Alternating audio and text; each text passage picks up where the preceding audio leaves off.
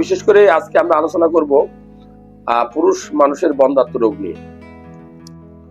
পুরুষ মানুষের বন্ধ্যাত্ব রোগ নিয়ে এই জন্য কথা বলবো যে ইদানিং অনেক ঘটনা ঘটতেছে, ডিভোর্সের মতো ঘটনা ঘটে যায়, কিন্তু পরে দেখা যায় যে আসলে ত্রুটি মেয়ের ছিল না, ত্রুটিটা ছিল পুরুষ হাজবেন্ডের। তো যারা ভিডিও দেখছেন অনেক অনেক ধন্যবাদ জানাই। মূলত বন্ধ্যাত্ব রোগটা কি?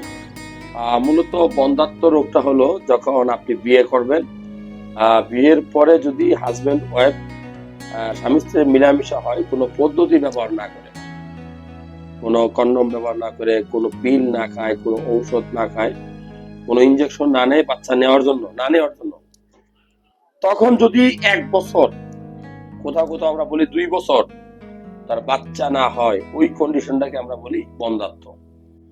এখন বন্ধ্যাত্বটা কেন হয়?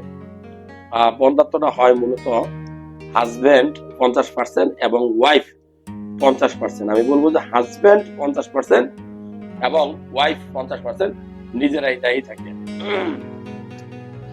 তো নরমালি একজন পুরুষ মানুষ কখন বাবা হইতে পারে না?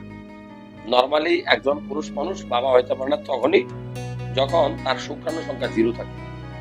আমি আবারও বলবো, যখন তার সিমেনে শুক্রাণু সংখ্যা 0 থাকে। তো নাম্বার 1। নাম্বার 2, যদি তার ইরেকটাইল ডিসফাংশন, অর্থাৎ স্বামী স্ত্রীর মিলনের যে সক্ষমতা, যে পাওয়ার, সেই শক্তিটা যদি কোনো পুরুষ মানুষের না থাকে, সেটাকেও বলা হয় যে বাবা না হওয়ার অন্যতম কারণ।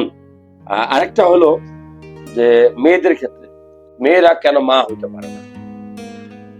মেয়েরা কেন মা হইতে পারে না, এটা ইম্পর্টেন্ট। প্রথম কারণ হাজবেন্ড অক্ষম হলে।